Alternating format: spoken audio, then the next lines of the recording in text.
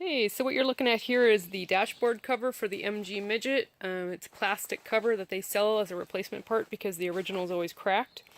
Went ahead and coated it with the Everclear solvent urethane resin over the top using city lights and a little bit of Purple Rain holographic. In this light it doesn't look like anything, but I'll tell you outside it's like $1,000,000. Anyway, I'm letting it dry. Tomorrow I'm going to go ahead and do some work with lots of different colors to bring this puppy to life. And then we're going to install it. So I just wanted to show you what it looked like before we got rolling. Okay, so at this point we're doing the second part of the MG dashboard cover. The coat that you saw me doing yesterday has been done, it's dry. And now we're going to go ahead and the next step is to do epoxy flood coat over the top. Epoxy does not have UV inhibitors, so there will be a final step when that's dry, and that is going over with a solvent urethane to seal it against the UV damage that could happen. Alright, this is the brand of epoxy I'm going to be using today.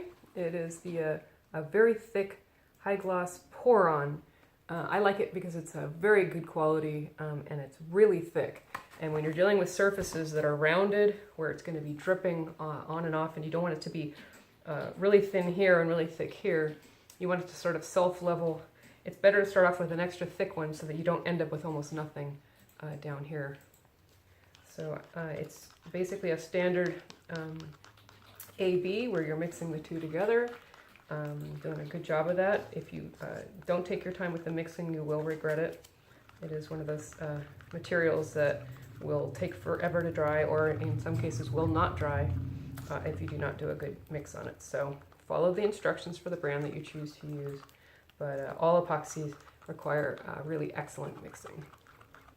Okay, I've prepared 7 cups of glitter, 7 different colors sort of in the same purple family.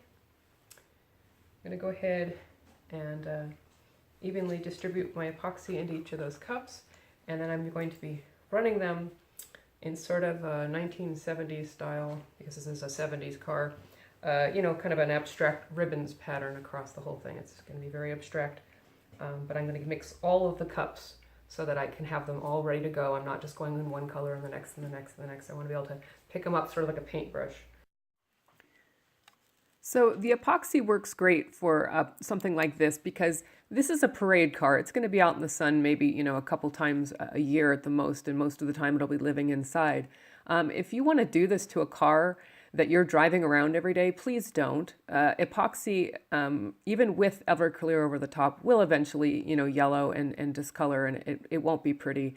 So if you want to do this sort of effect with your car, you might consider just using the solvent urethane, the Everclear that we've been talking about, for the whole project. Now, I'm not going to lie and say that it's going to keep those pretty ribbons or really much of a pattern at all. You'll probably get more of a tie-dye look, but it will be extremely sparkly and fun, and it will not fade in the sun, and that's, of course, the best and most important thing about it.